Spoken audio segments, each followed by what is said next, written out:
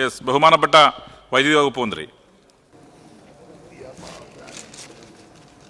Sir, രാജ്യത്തെ വൈദ്യുതി മേഖലയാകെ സ്വകാര്യവൽക്കരണ നയങ്ങളുമായി കേന്ദ്ര സർക്കാർ മുന്നോട്ട് പോകുമ്പോൾ പൊതുമേഖലയിൽ തന്നെ ഒറ്റ കമ്പനിയായി നിലനിർത്തി കേരളത്തിൻ്റെ തനത് മാതൃകയിൽ മികച്ച നിലവാരത്തിലേക്ക് KSEBിയെ ഉയർത്തിക്കൊണ്ടുവരാനാണ് കേരള സർക്കാർ ലക്ഷ്യമിടുന്നത്. നീതി ആയോഗിൻ്റെ state energy and climate index പ്രകാരം ഊർജ്ജ കാര്യക്ഷമത സൂചികയിലും രാജ്യത്തെ ഏറ്റവും മികച്ച രണ്ടാമത്തെ സംസ്ഥാനമാണ് കേരളം. 2024 മാർച്ച് ഏപ്രിൽ മാസങ്ങളിൽ സംസ്ഥാനത്ത് അനുഭവപ്പെടുന്ന ക്രമാതീതമായ വൈദ്യുതി ഉപയോഗ വർധനവ് മറികടക്കാൻ സാധിച്ചത് ഏറെ ആത്മവിശ്വാസം നൽകുന്നു. 2023-24 സാമ്പത്തിക വർഷം സംസ്ഥാനത്തെ മൊത്തം വൈദ്യുതി ഉപയോഗത്തിൻ്റെ 20.5% മാത്രമാണ് ആഭ്യന്തരമായി ഉൽപ്പാദിപ്പിച്ചത്. സംസ്ഥാനത്തിൻ്റെ വളർച്ച നിരക്ക് കണക്കാക്കുന്ന സൂചികയായി ആളോഹരി വൈദ്യുതി ഉപയോഗത്തിൻ്റെ ഗണ്യമായ വർധനവും രേഖപ്പെടുത്തിയിട്ടുണ്ട്. ഈ സർക്കാർ അധികാരത്തിൽ വന്നതിന് ശേഷം ആഭ്യന്തര വൈദ്യുതി ഉൽപ്പാദനത്തിൽ റെക്കോർഡ് പുരോഗതിയായ 1361.75 മെഗാവാട്ട് വർധനവാണ് കാഴ്ചവെച്ചത്. ഇതിൽ 148.5 മെഗാവാട്ട് ജലവൈദ്യുതി പദ്ധതികളിൽ നിന്നും 1212 മെഗാവാട്ട് സൗരോർജ്ജ പദ്ധതികളിൽ നിന്നും 1.2 മെഗാവാട്ട് കാറ്റിൽ നിന്നുമാണ് ഉൽപ്പാദിച്ചത്. വർഷങ്ങളോളം മുടങ്ങിക്കിടന്ന തോട്ടിയാർ 40 മെഗാവാട്ട്, പള്ളിവാസൽ വിപുലീകരണ പദ്ധതി 60 മെഗാവാട്ട് എന്നിവ പൂർത്തിയാക്കാൻ കഴിഞ്ഞു. പള്ളിവാസൽ വിപുലീകരണ പദ്ധതി ഏപ്രിൽ മാസം ബഹുമാനപ്പെട്ട മുഖ്യമന്ത്രി ഉദ്ഘാടനം ചെയ്യുന്നതാണ്. മുടങ്ങിക്കിടക്കുന്ന 80 ലക്ഷം യൂണിറ്റ് വൈദ്യുതി ഉൽപ്പാദിക്കുന്ന ചെങ്കുളം ആഗ്മെൻറ്റേഷൻ പദ്ധതി പുനരാരംഭിക്കാനും കഴിഞ്ഞു. ഇതിന് പുറമെ 111 മെഗാവാട്ട് ശേഷിയുള്ള 7 ജലവൈദ്യുതി പദ്ധതികളുടെ നിർമ്മാണം അതിവേഗം പുരോഗമിക്കുന്നു. 40 മെഗാവാട്ട് ശേഷിയുള്ള മാങ്കുളം പദ്ധതിയും 24 മെഗാവാട്ട് ശേഷിയുള്ള ചിന്നാർ പദ്ധതിയും അടുത്ത ഒരു വർഷം തന്നെ പൂർത്തിയാക്കുന്നതാണ്. അടുത്ത 6 വർഷം കൊണ്ട് സംസ്ഥാനത്തിൻ്റെ വൈദ്യുതി ആവശ്യകത 10,000 മെഗാവാട്ട് ആകുമെന്ന് പ്രതീക്ഷിക്കുന്നു. പ്രതിമാസം 35 മെഗാവാട്ടിൻ്റെ വർധനമാണ് പുരപ്പുര സൗരോർജ്ജ മേഖലയിൽ കാഴ്ചവെക്കുന്നത്. മറ്റു സംസ്ഥാനങ്ങളിൽ നിന്നും വ്യത്യസ്തമായി പകൽ സമയത്തും വൈകുന്നേരങ്ങളിലുള്ള വൈദ്യുതി ഉപയോഗത്തിൻ്റെ അളവിലുള്ള അന്തരം വളരെ കൂടുതലാണ്. നമ്മുടെ സംസ്ഥാനത്ത് വൈകുന്നേരങ്ങളിലുള്ള ഐതിക വൈദ്യുതി ആവശ്യകത നിറവേറ്റുന്നതിന് ജലവൈദ്യുതികൾക്ക് പുറമെ pumped storage, battery storage system, കാറ്റിൽ നിന്നുള്ള വൈദ്യുതി ഉൽപ്പാദനം എന്നിവയിലേക്ക് അടിയന്തരമായി കടക്കേണ്ടതുണ്ട്. 150 മെഗാവാട്ടിൻ്റെ മഞ്ഞപ്പാറ, മുതിരപ്പുഴ എന്നീ പമ്പ്ഡ് സ്റ്റോറേജുകൾ പദ്ധതികൾക്ക് ഇതിനോടകം തന്നെ സർക്കാർ അംഗീകാരം നൽകിയിട്ടുണ്ട്. 3150 മെഗാവാട്ട് ശേഷിയുള്ള 9 പമ്പ്ഡ് സ്റ്റോറേജ് പദ്ധതികൾക്ക് അനുമതി നൽകാൻ നടപടികൾ സ്വീകരിച്ചു വരുന്നു. പമ്പ്ഡ് സ്റ്റോറേജ് വൈദ്യുതി പദ്ധതികൾ നടപ്പിലാക്കാൻ 100 കോടി രൂപയുടെ സംസ്ഥാന ബഡ്ജറ്റിൽ പ്രഖ്യാപിച്ചിട്ടുണ്ട് എന്ന് പ്രത്യേകിച്ചും ധനകാര്യമന്ത്രിയോട് നന്ദി രേഖപ്പെടുത്തുകയാണ്. വൈകുന്നേരങ്ങളിലെ വൈദ്യുതി ആവശ്യകത നിറവേറ്റുന്നതിന് അനുയോജ്യമായ ബാറ്ററി എനർജി സ്റ്റോറേജ് സംവിധാനം ഏർപ്പെടുത്തുന്നതിൻ്റെ ശ്രമങ്ങൾ നടന്നു വരുന്നു. ഇതിൻ്റെ ഭാഗമായി 500 മെഗാവാട്ട് ഹവർ ശേഷിയുള്ള ബാറ്ററി സംവിധാനം നടപ്പിലാക്കുന്നതിനുള്ള ടെൻഡർ നടപടികൾ പൂർത്തീകരിച്ചിട്ടുണ്ട്. ഇതിന് പുറമെ മറ്റൊരു ബാറ്ററി എനർജി സ്റ്റോറേജ് സംവിധാനത്തിന് 500 മെഗാവാട്ട് ഹവർ ശേഷിയുള്ള ബാറ്ററി സംവിധാനം നടപ്പിലാക്കുന്നതിനുള്ള ടെൻഡർ നടപടികൾ അന്തിമഘട്ടത്തിലാണ്. 135 കോടി രൂപ വയബിലിറ്റി ഗ്യാപ്പ് ഫണ്ട് കേന്ദ്ര സർക്കാർ അനുവദിച്ചിട്ടുണ്ട്. 2000 മെഗാവാട്ട് ഹവർ ശേഷിയുള്ള ബാറ്ററി സ്റ്റോറേജ് സംവിധാനം കായംകുളത്തെ NTPCയുടെ കൈവശമുള്ള സ്ഥലത്ത് സ്ഥാപിക്കാനുള്ള ചർച്ചകൾ പുരോഗമിക്കുന്നു. ഇതിനു പുറമെ സംസ്ഥാനത്തെ ജലാശയങ്ങളിൽ നിന്ന് 6000 മെഗാവാട്ട് വൈദ്യുതി ഉൽപ്പാദനം ലക്ഷ്യമിടുന്ന ഫ്ലോട്ടിംഗ് സോളാർ വൈദ്യുതി ഉൽപ്പാദന സംവിധാനങ്ങൾ സ്ഥാപിക്കുന്നതിനാവശ്യമായ മാർഗരേഖ അംഗീകരിച്ച് പുറപ്പെടുവിച്ചിട്ടുണ്ട്. കേരളത്തിലെ വ്യവസായ പുരോഗതിക്ക് അനിവാര്യമായ ഊർജ്ജ ലഭ്യത ഉറപ്പുവരുത്തുന്നതിനാവശ്യമായ captive power plant, independent power plant മാതൃകയിൽ സ്ഥാപിക്കാനുള്ള ഉദാര സമീപനം സ്വീകരിക്കേണ്ടതുണ്ട്. മേൽ വിവരിച്ച വൈദ്യുതി ഉൽപ്പാദന പദ്ധതികൾക്ക് ഏകദേശം 50,000 കോടി രൂപയുടെ മൂലധന നിക്ഷേപം ആവശ്യമാണ്. വിവിധ തരത്തിലുള്ള നിക്ഷേപ മാർഗങ്ങൾ പരിശോധിച്ചു വരുന്ന നയപരമായ തീരുമാനം ഇതിനാവശ്യമാണ്. വിഭവ സമാഹരണത്തിന് KSEBിയിൽ നിന്ന് പരിമിതി ഉള്ളതിനാൽ നിലവിലുള്ള 100 മെഗാവാട്ട് സ്ഥാപശേഷിയുള്ള കൈവരിച്ച കാസർഗോഡുള്ള RPCKL എന്ന കമ്പനിയെ കൂടുതൽ വിഭവ സമാഹരണത്തിനും ഹരിത ഊർജ്ജ ഉൽപ്പാദനത്തിനുമായി ഒരു അക്ഷയ ഊർജ്ജ കമ്പനിയായി മാറ്റിയെടുക്കാനുള്ള നടപടികളും സ്വീകരിച്ചു വരുന്നു. കേന്ദ്ര ശാസ്ത്ര സാങ്കേതിക വകുപ്പിൻ്റെ മാർഗനിർദ്ദേശങ്ങളനുസരിച്ച് കേരളത്തിൽ ഹൈഡ്രജൻ വാലി പദ്ധതി നടപ്പിലാക്കുന്നതിന് അനർട്ടിൻ്റെ നേതൃത്വത്തിൽ കമ്പനി ആക്ട് 2013 സെക്ഷൻ 8 പ്രകാരം hydrogen Valley innovation cluster Kerala എന്ന പേരിൽ ഒരു പ്രത്യേക ഉദ്ദേശ കമ്പനി രജിസ്റ്റർ ചെയ്യുന്നതിന് സർക്കാർ അനുമതി നൽകിയിട്ടുണ്ട്. ഇതിന് ഏകദേശം 133 കോടി രൂപയ്ക്ക് ചെലവ് പ്രതീക്ഷിക്കുന്നു. ഇതിൽ 93 കോടി രൂപ കേന്ദ്ര സർക്കാരിൻ്റെ ധനസഹായവും ലഭിക്കുന്നു.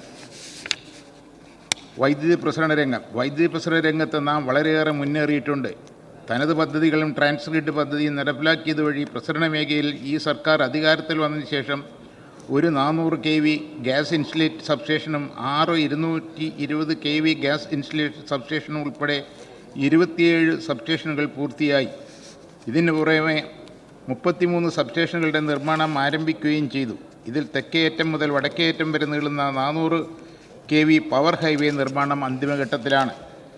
2021-22 മുതൽ 2024 വരെ വൈദ്യുത പ്രസരണ മേഖലയിൽ 3195 കോടി രൂപയുടെയും വിതരണ മേഖലയിൽ 5331 കോടി രൂപയുടെയും വികസന പ്രവൃത്തികൾ നടത്തുകയുണ്ടായി.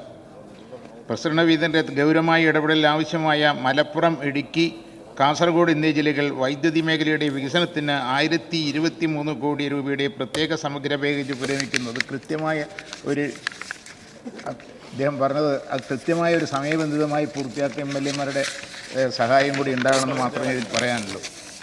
കേന്ദ്രാവിഷ്കൃത പദ്ധതിയായ RDS-ലൂടെ 2880 കോടി രൂപയുടെ ഉപപ്രസരണ ശൃംഖല ശാക്തീകരണ പദ്ധതി ദ്രുതഗതിയിൽ പുരോഗമിക്കുന്നു. ഇതിനു പുറമെ ആദ്യഘട്ടത്തിൽ കേന്ദ്ര നിർദ്ദേശമായ ടോട്ടക്സ് മോഡലിന് പകരം കേരള ബദലായ കാപ്പക്സ് മോഡലിൽ 3 ലക്ഷം സ്മാർട്ട് മീറ്റർ സ്ഥാപിക്കാനുള്ള നടപടികളും പുരോഗമിക്കുന്നു.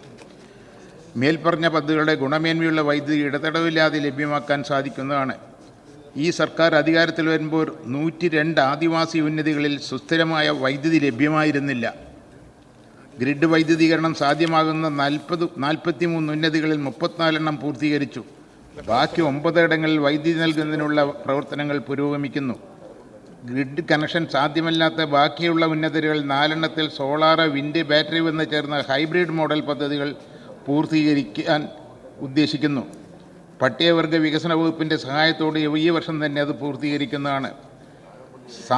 സംസ്ഥാനത്ത് ആകെയുള്ള 4.6 ലക്ഷം കാർഷിക പമ്പുകളിൽ 1 ലക്ഷം പമ്പുകളുടെ സൗരോർജ്ജവൽക്കരണവും അതിലൂടെ കർഷകർക്ക് വരുമാനവും ലഭിക്കുന്ന തരത്തിൽ അനർട്ട് മുഖേന ഏകദേശം 3600 കോടി രൂപ ചെലവിൽ പ്രതീക്ഷിക്കുന്ന ഊർജ്ജകൃഷിയിടം എന്ന പദ്ധതി നടപ്പിലാക്കി വരുന്നു.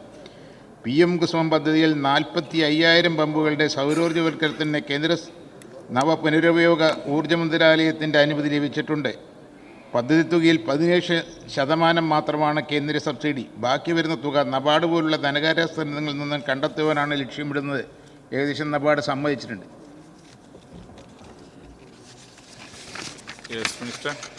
കാർഷിക പമ്പുകളുടെ ആവശ്യം കഴിഞ്ഞ് അധികം വരുന്ന വൈദ്യുതി ഗ്രിഡിലേക്ക് നൽകുന്നത് വഴി വരുമാനം ഉപയോഗിച്ച് ധനകാര്യ സ്ഥാപനങ്ങൾക്ക് തുക തിരച്ചെടുക്കാൻ കഴിയുന്ന തരത്തിലാണ് പദ്ധതി വിഭാവനം ചെയ്തിരിക്കുന്നത്.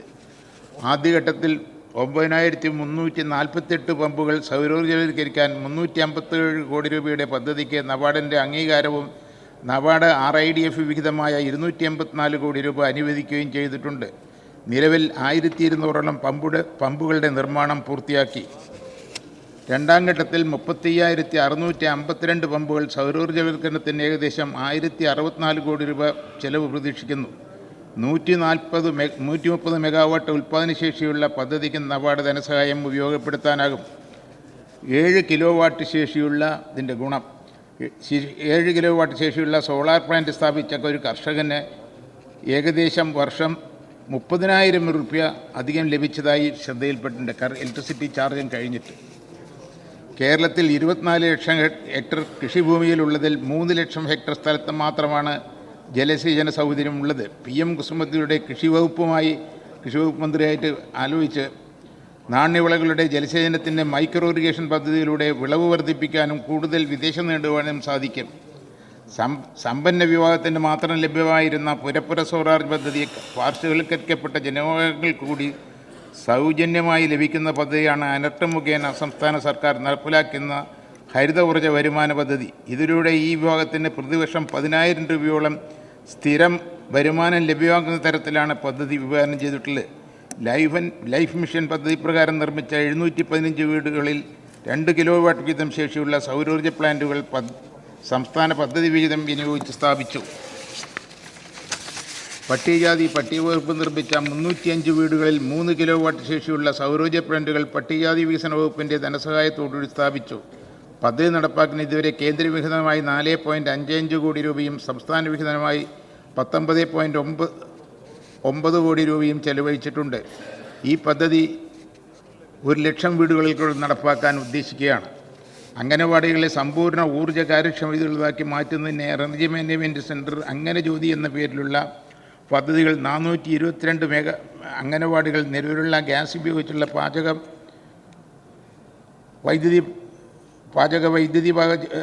പാചകത്തിലേക്ക് മാറ്റുന്നതിനുള്ള വേണ്ടിയുള്ള വിവിധ വിവരണങ്ങൾ നൽകിയിട്ടുണ്ട്. തിരഞ്ഞെടുക്കപ്പെട്ട 92 തദ്ദേശ സ്ഥാപനങ്ങളിലെ 2395 അംഗനവാടികളും ഈ പദ്ധതി നടപ്പിലാക്കാൻ EMC ലക്ഷ്യമിടുന്നു. കൂടാതെ അനർട്ടിൻ്റെ പ്ലാന്റ് ഫണ്ട് ഉപയോഗിച്ച് പാലക്കാട് ജില്ലയിൽ 50 അംഗനവാടികളുടെ സൗരോർജ്ജവൽക്കരണ പദ്ധതികളും പൂർത്തിയാക്കിയിട്ടുണ്ട്. കോവിഡ് മഹാമാരി, പ്രളയം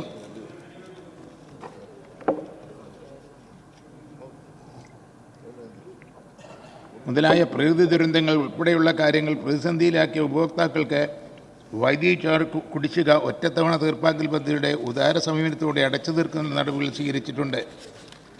KSEBയുടെ ഹൈഡൽ ടൂറിസം KSEBയുടെ ഡാമുകളിലായി ബന്ധപ്പെടുത്തി വിനോദസഞ്ചാരികളെ ആകർഷിക്കുന്നതിന് വിപുലവും ആകർഷകമായ പദ്ധതികളാണ് കേരള ഹൈഡൽ ടൂറിസം വഴി നടപ്പിലാക്കുന്നത്. 13 കോടിയിൽ പരം സാമ്പത്തിക ബാധ്യതയുണ്ടായിരുന്ന ഹൈഡൽ ടൂറിസം സെൻറ്റർ കഴിഞ്ഞ 3 സാമ്പത്തിക വർഷങ്ങളിലായി സാമ്പത്തിക നില മെച്ചപ്പെട്ടിട്ടുണ്ട്. പലിശരഹിതം പൂർണ്ണമായും അടച്ചു തീർത്ത് 2022-23 സാമ്പത്തിക വർഷത്തിൽ കേരള ഹൈഡൽ ടൂറിസത്തിൻ്റെ പ്രവർത്തന ലാഭം 8.62 കോടി രൂപയും 2023-24 സാമ്പത്തിക വർഷത്തിൽ 8.14 കോടി രൂപയുമായിരുന്നു. ഈ സാമ്പത്തിക വർഷം 8 കോടിയിലധികം ലാഭം പ്രതീക്ഷിക്കുന്നു. പരിധി സൗഹാർദ്ദ ഹൈഡൽ ടൂറിസത്തിൻ്റെ ഭാഗമായി ഇലക്ട്രിക് സോളാർ ബോട്ടുകൾ പ്രവർത്തനം ആരംഭിച്ചു. ബാണാസുര സാഗർ ഹൈഡൽ ടൂറിസം വികസനത്തിന് 4.5 കോടി രൂപയുടെ മാസ്റ്റർ പ്ലാൻ തയ്യാറാക്കിയിട്ടുണ്ട്. അടുത്ത സാമ്പത്തിക വർഷത്തിൽ പദ്ധതി നടപ്പിലാക്കാൻ സാധിക്കും. ഇടുക്കി ഡാമിൻ്റെ പ്രതലം സ്കീനായി ഉപയോഗിച്ച് വിപുലമായ laser light and sound show ഉൾപ്പെടെയുള്ളവ നടത്താൻ കഴിയുന്ന ടൂറിസം പദ്ധതി നടപ്പിലാക്കും. വൈദ്യുതി വാഹന ചാർജിംഗ് സ്റ്റേഷനുകൾ വൈദ്യുതി വാഹനങ്ങളുടെ ഉപയോഗം വ്യാപിപ്പിക്കുക എന്ന സർക്കാർ നയം നടപ്പിലാക്കുന്നതിൻ്റെ ഭാഗമായി സംസ്ഥാനത്തൊട്ടാകെ ചാർജിംഗ് സ്റ്റേഷനുകളുടെ ശൃംഖല സ്ഥാപിക്കുവാൻ KSEBL-നും അനർട്ടിനും സാധിച്ചിട്ടുണ്ട്. വൈദ്യുതി വാഹനങ്ങളിലായി എല്ലാ ജില്ലയിലും 63 ഫാസ്റ്റിംഗ് ചാർജ് സ്റ്റേഷനുകൾ KSEBL-ലും 15 അനർട്ടും സ്ഥാപിച്ചു. ഇതിനു പുറമെ എല്ലാ അസംബ്ലി നിയോജക മണ്ഡലത്തിലും 1169 പോൾ മൗണ്ടിംഗ് ചാർജ് സ്റ്റേഷനുകളിൽ MLA-മാരുടെ ആവശ്യപ്രകാരം KSEBL സ്ഥാപിച്ചിട്ടുണ്ട്. Minister please. സമയം സാർ 20 മിനിറ്റ് ആണ്. എല്ലാം കൂടി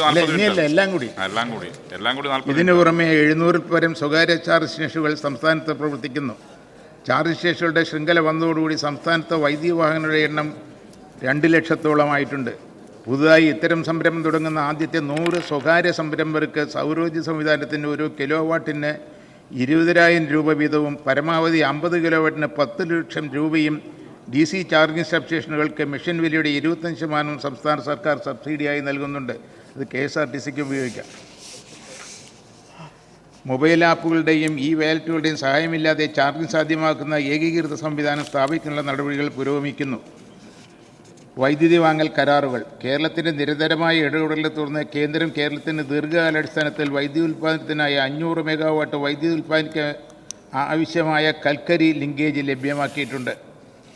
കേരളത്തിന് 500 മെഗാവാട്ട് വൈദ്യുതി ലഭ്യമാക്കുന്നതിന് കേന്ദ്ര പൊതുമേഖലാ സ്ഥാപനമായ സോളർ എനർജി കോർപ്പറേഷൻ ഓഫ് ഇന്ത്യയുമായി KSEBL പ്രതിദിന യൂണിറ്റിന് 3.49 രൂപയ്ക്ക് കരാറിലേർപ്പെട്ടു. പകൽ സമയത്ത് സൗരോർജ്ജ വൈദ്യുതിയും പീക്ക് മണിക്കൂറിൽ 2 മണിക്കൂർ നേരം ബാറ്ററി സ്റ്റോറേജും സിസ്റ്റവും വഴിയുള്ള വൈദ്യുതിയാണ് ലഭിക്കുക. കേന്ദ്ര സർക്കാർ കമ്പനിയായ Neyveli lignite corporation India limited ഒഡീഷയിലെ തലാബിരിയിൽ നിർമ്മിക്കുന്ന താപനിലയിൽ നിന്ന് ഇൻഡിക്കേറ്റീവ് താരിഫായ 3.06 നിരക്കിൽ 400 മെഗാവാട്ട് വൈദ്യുതി വാങ്ങാനുള്ള കരാറിലും KSEBL ഏർപ്പെട്ടിട്ടുണ്ട്. ഉത്തര മലബാർ മേഖലയിൽ ഗുണമേന്മയുള്ള വൈദ്യുതി തടസ്സരഹിതമായി ഉറപ്പാക്കുന്നതിന് 125 കിലോമീറ്റർ ദൈർഘ്യമുള്ള കാസർഗോഡ് വയനാട് 400 kV ലൈൻ പൂർത്തീകരിക്കുന്ന സംസ്ഥാനത്തിൻ്റെ വൈദ്യുതി ഇറക്കുമതി ശേഷിയിൽ 800 മെഗാവാട്ടിൻ്റെ വർധനവുണ്ടാക്കുന്നതിനും മൈസൂർ അരീക്കോട് അന്തർ സംസ്ഥാന ലൈനുമായി ബന്ധിപ്പിക്കാൻ കഴിയുന്നതുമാണ്. പ്രസ്തുത ലൈൻ വരുന്നത് മൂലമുള്ള നഷ്ടകാര്യ പാക്കേജ് തർക്കം അവിടുത്തെ MLA-മാർ നല്ല രീതിയിൽ ഇടപെട്ടു അത് പരിഹരിക്കാൻ സാധിച്ചിട്ടുണ്ടെന്നുള്ള സന്തോഷം കൂടി അറിയിക്കുകയാണ്. എന്നാൽ കണ്ണൂർ ജില്ലയിൽ ജനപ്രതിനിധികളുമായി ചർച്ച നടത്തിയെങ്കിലും സമയവയം ഉണ്ടായിട്ടില്ല. വടക്കൻ മലബാറിലെ സമഗ്ര വികസനത്തിനും വ്യവസായ കാർഷിക വളർച്ചയ്ക്കും ഗുണകരമാകുന്ന പ്രസ്തുത പദ്ധതി പൂർത്തീകരിക്കുന്നതിന് എല്ലാവരുമായി സഹകരണം പ്രതീക്ഷിക്കുന്നു. വൈദ്യുതി ഉപയോഗം കുതിച്ചുയരുന്നത് നേരിടാൻ കൃത്യമായ മുന്നൊരുക്കം KSBL നടത്തിയിട്ടുണ്ട്. പഞ്ചാബുമായും ഉത്തർപ്രദേശുമായും കൈമാറ്റ കരാറുകൾ ഏർപ്പെട്ടുകൊണ്ട് ഏകദേശം 500 മെഗാവാട്ട് വൈദ്യുതി ലഭിക്കുവാൻ നമുക്ക് കഴിഞ്ഞിട്ടുണ്ട്. അടുത്ത മാസം ഹിമാചൽ പ്രദേശിൽ നിന്നും ഏകദേശം 150 മെഗാവാട്ടോളം വൈദ്യുതി കൈമാറ്റ കരാറോടെ ലഭ്യമാക്കുമെന്ന് പ്രതീക്ഷിക്കുന്നു. ഇത്തരത്തിൽ വൈദ്യുതി ലഭ്യത ഉറപ്പുവരുത്തിക്കൊണ്ട് പ്രതിസന്ധികൾ ഒന്നുമില്ലാതെ ഇത്തവണ വേനൽക്കാലം തരണം ചെയ്യാൻ കഴിയുമെന്നാണ് പ്രതീക്ഷിക്കുന്നത്. KSBക്ക് വലിയ തോതിലുള്ള സാമ്പത്തിക പിന്തുണയാണ് സംസ്ഥാന സർക്കാർ ഇക്കാലയളവിൽ നൽകിയിരിക്കുന്നത്. സംസ്ഥാനത്തിൻ്റെ GSTPയുടെ 0.5% അധിക കടമെടുപ്പ് ലഭിക്കുന്നതിന് വേണ്ടി 2022-23 KSBയുടെ നഷ്ടത്തിൻ്റെ 75%-ആയ 767 കോടി രൂപ സർക്കാർ ഏറ്റെടുത്തിട്ടുണ്ട്. വയനാട് ദുരന്തവുമായി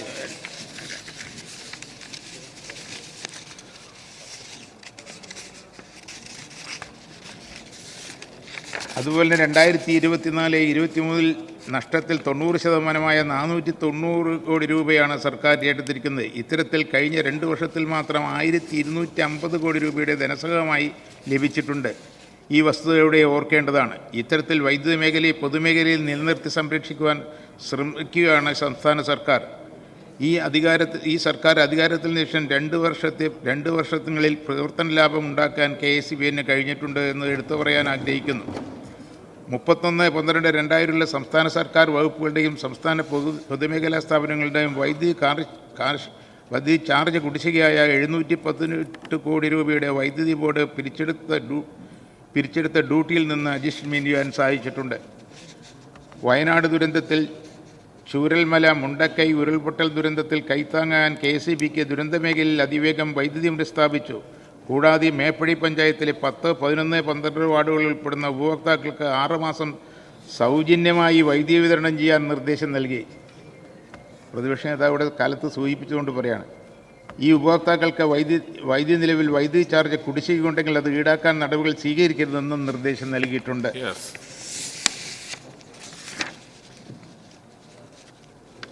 വയനാട് ദുരന്തമായ 5300 വൈദ്യുതി കണക്ഷനുകൾ കേടുപാട് സംഭവിക്കുകയുണ്ടായി. 4397 കണക്ഷനുകൾ പുനഃസ്ഥാപിച്ചു.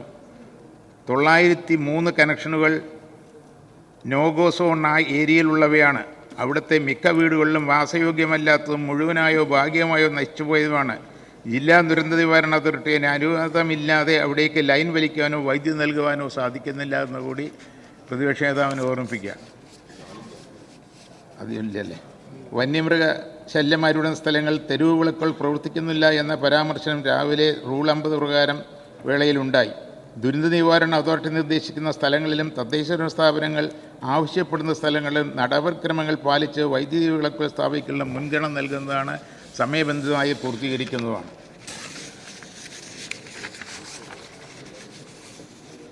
സംസ്ഥാനത്തെ വൈദ്യുതി നിരക്ക് പരിഷ്കരണം. വൈദ്യുതി നിരക്ക് റെഗുലേറ്ററി കമ്മീഷൻ 2024 ഡിസംബറിൽ മാസം പുറത്തിറക്കിയ താരിഫ് പരിഷ്കരണ ഉത്തരവ് പ്രകാരം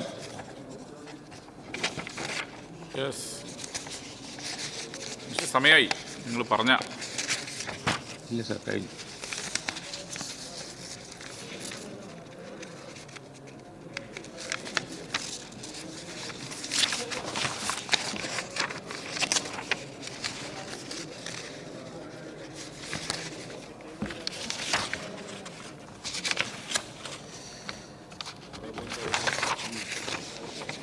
$250 യൂണിറ്റിന് മുകളിലുള്ള കാർഷിക ഉപഭോക്താക്കൾക്ക് ടൈം ഓഫ് ഡേ ബില്ലിംഗ് സമ്പ്രദായം ഏർപ്പെടുത്തുവാൻ കമ്മീഷൻ നിർദ്ദേശിച്ചു.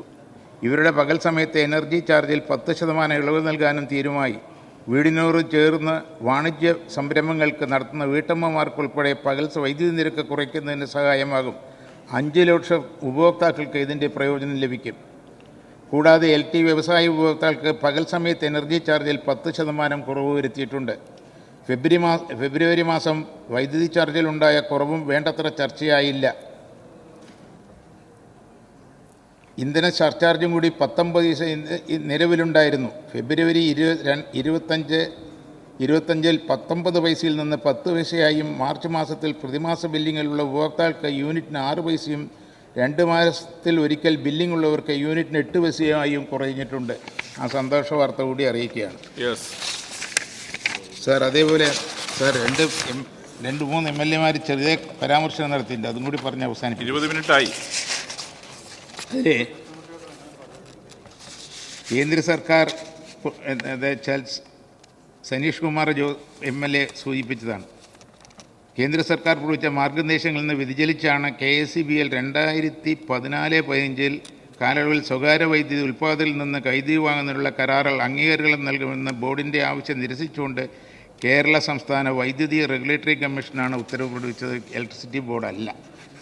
അതാണ് അതിൽ പറയാനുള്ളത്.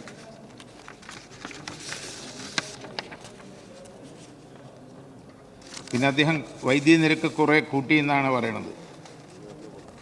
നേരത്തെ ആ കൂട്ടിയത് കഴിഞ്ഞ 2011-16 40% വർദ്ധിച്ചത് കേട്ടോ. അതൊന്നും ഓർമ്മിക്കാതിരിക്കരുത്. ഇത്തവണ വൈദ്യുതി നിരക്ക് പരിഷ്കരണം ജനങ്ങളെ കാര്യമായി ബാധിക്കാൻ സബ്സിഡി നിലവ് സൗജന്യങ്ങൾ 72 ലക്ഷത്തോളം രൂപക്ക് സബ്സിഡി ആനുകൂല്യം ലഭിക്കുന്നുണ്ട്. 26 ലക്ഷം ഉപഭോക്താക്കളും പ്രതിമാസം 50 യൂണിറ്റിന് താഴെയുള്ള ഉപഭോഗ സ്ലാബിലാണ്. ഇവർക്ക് ഒരു മാസം ഉണ്ടാകുക വർധനം 7 രൂപ മാത്രമാണ്. സംസ്ഥാനത്ത്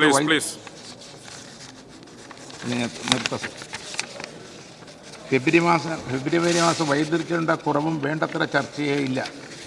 ജനുവരി 31 വരെ സ്വമേധയാ പിരിക്കുന്ന 10 പൈസ ഇന്ധന ചാർജും 9 പൈസ നിരക്കിൽ കമ്മീഷൻ അംഗീകരിക്കുന്ന ഇന്ധന ചാർജും കൂടി 19 പൈസ നിലവിലുണ്ടായിരുന്നു. 2 പൈസയിൽ നിന്ന് 10 പൈസയും മാർച്ച് നേരത്തെ പറഞ്ഞു കഴിഞ്ഞു. സാർ, ഇതാണ്ട് പാസ്സാക്കി തരണമെന്ന് വിനീതമായി അഭ്യർത്ഥിക്കുക. അതിരപ്പള്ളി സബ്സ്റ്റേഷനിൽ പിന്നെ പറയാം. ഓക്കെ. മിനിസ്റ്റർ ഒന്നുമില്ല. ആലോചിച്ച് പറയാം. Order.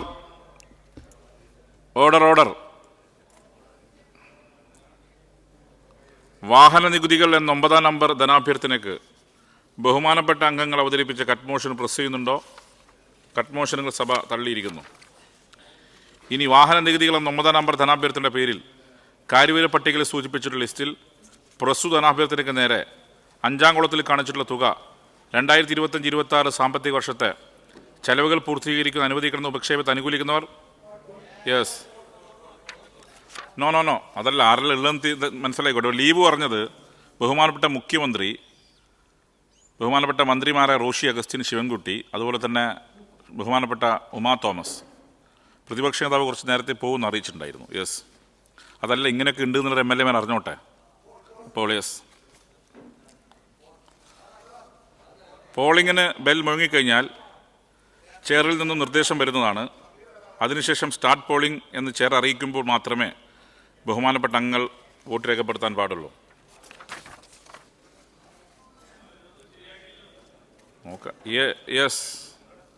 Paul, ring the bell.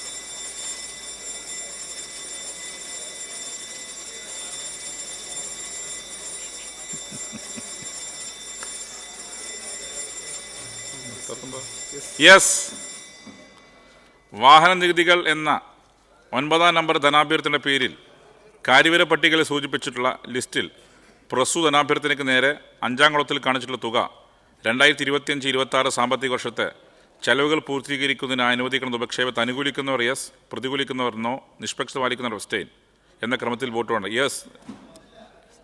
Start polling. Start polling.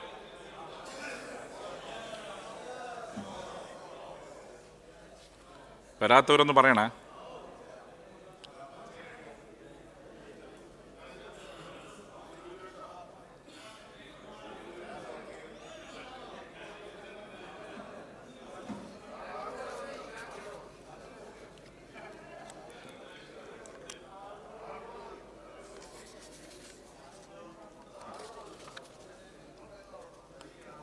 ആർക്കെങ്കിലും ഡിഫക്റ്റ് ഉണ്ടോ? ഇതിങ്ങനെ പോളിംഗ് ഒന്നുമില്ല, സിസ്റ്റം തന്നെ ചീത്തയായി പോകും. യെസ്. യെസ്.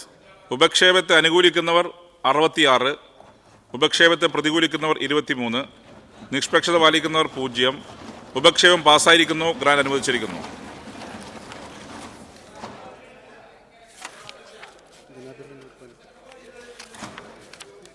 കുടുംബക്ഷേമം എന്ന 19 നമ്പർ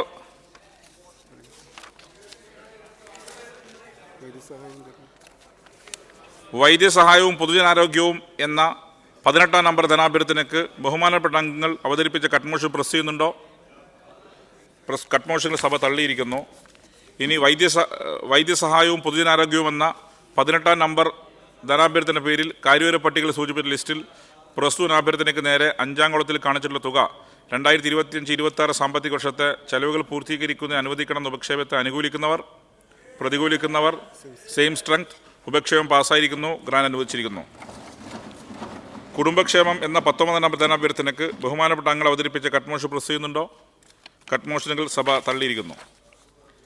ഇനി കുടുംബക്ഷേമം എന്ന 19 നമ്പർ ധനാഭ്യർത്ഥന പേരിൽ കാര്യവര പട്ടികയിൽ സൂചിപ്പിച്ച ലിസ്റ്റിൽ പ്രസ്തുത ധനാഭ്യർത്ഥനയ്ക്ക് നേരെ 5-ാം കോളത്തിൽ കാണിച്ചിട്ടുള്ള തുക 2025-26 സാമ്പത്തിക വർഷത്തെ ചെലവുകൾ പൂർത്തീകരിക്കുന്ന അനുവദിക്കുന്ന ഉപക്ഷേപത്തെ അനുകൂലിക്കുന്നവർ, പ്രതികൂലിക്കുന്നവർ സെയിം സ്ട്രെങ്ത്. ഉപക്ഷേപം പാസ്സായിരിക്കുന്നു. ഗ്രാന്റ് അനുവദിച്ചിരിക്കുന്നു. ധനാഭ്യർത്ഥന 330 മത്സ്യബന്ധനം എന്ന 33-ാം നമ്പർ ധനാഭ്യർത്ഥനയ്ക്ക് ബഹുമാനപ്പെട്ട അംഗങ്ങൾ അവതരിപ്പിച്ച കട്ട് മോഷൻ പ്രസ് ചെയ്യുന്നുണ്ടോ? കട്ട് മോഷനുകൾ സഭ തള്ളിയിരിക്കുന്നു. ഇനി മത്സ്യബന്ധനം എന്ന 33-ാം നമ്പർ ധനാഭ്യർത്ഥനയുടെ പേരിൽ കാര്യവര പട്ടികയിൽ സൂചിപ്പിച്ച ലിസ്റ്റിൽ പ്രസ്തുത ധനാഭ്യർത്ഥനയ്ക്ക് നേരെ 5-ാം കോളത്തിൽ കാണിച്ചുള്ള തുക 2025-26 സാമ്പത്തിക വർഷത്തെ ചെലവുകൾ പൂർത്തീകരിക്കുന്നതിനായി അനുവദിക്കുന്ന ഉപക്ഷേപത്തെ അനുകൂലിക്കുന്നവർ, പ്രതികൂലിക്കുന്നവർ ഉപക്ഷേപം സെയിം സ്ട്രെങ്ത്. ഉപക്ഷേപം പാസ്സായിരിക്കുന്നു. ഗ്രാന്റ് അനുവദിച്ചിരിക്കുന്നു. വൈദ്യുതി പദ്ധതികൾ എന്ന 39 നമ്പർ ധനാഭ്യർത്ഥനയ്ക്ക് ബഹുമാനപ്പെട്ട അംഗങ്ങൾ അവതരിപ്പിച്ച കട്ട് മോഷനുകൾ പ്രസ് ചെയ്യുന്നുണ്ടോ? കട്ട് മോഷനുകൾ സഭ തള്ളിയിരിക്കുന്നു. വൈദ്യുതി പദ്ധതികൾ എന്ന 39 നമ്പർ ധനാഭ്യർത്ഥനയുടെ പേരിൽ കാര്യവര പട്ടികയിൽ സൂചിപ്പിച്ച ലിസ്റ്റിൽ പ്രസ്തുത ധനാഭ്യർത്ഥനയ്ക്ക് നേരെ 5-ാം കോളത്തിൽ കാണിച്ചിട്ടുള്ള തുക 2025-26 സാമ്പത്തിക വർഷത്തെ ചെലവുകൾ പൂർത്തീകരിക്കുന്ന അനുവദിക്കുന്ന ഉപക്ഷേപത്തെ അനുകൂലിക്കുന്നവർ, പ്രതികൂലിക്കുന്നവർ സെയിം സ്ട്രെങ്ത്. ഉപക്ഷേപം പാസ്സായിരിക്കുന്നു. ഗ്രാന്റ് അനുവദിച്ചിരിക്കുന്നു. ഗതാഗതം എന്ന 41 നമ്പർ ധനാഭ്യർത്ഥനയ്ക്ക് ബഹുമാനപ്പെട്ട അംഗങ്ങൾ അവതരിപ്പിച്ച കട്ട് മോഷൻ പ്രസ് ചെയ്യുന്നുണ്ടോ? കട്ട് മോഷനുകൾ സഭ തള്ളിയിരിക്കുന്നു. ഗതാഗതം എന്ന 41 നമ്പർ ധനാഭ്യർത്ഥന പേരിൽ കാര്യവര പട്ടികയിൽ സൂചിപ്പിച്ച ലിസ്റ്റിൽ പ്രസ്തുത ധനാഭ്യർത്ഥനയ്ക്ക് നേരെ 5-ാം കോളത്തിൽ കാണിച്ചിട്ടുള്ള തുക 2025-26 സാമ്പത്തിക വർഷത്തെ ചെലവുകൾ പൂർത്തീകരിക്കുന്ന അനുവദിക്കുന്ന ഉപക്ഷേപത്തെ അനുകൂലിക്കുന്നവർ, പ്രതികൂലിക്കുന്നവർ ഉപക്ഷേപം സെയിം സ്ട്രെങ്ത്. ഉപക്ഷേപം പാസ്സായിരിക്കുന്നു. ഗ്രാന്റ് അനുവദിച്ചിരിക്കുന്നു.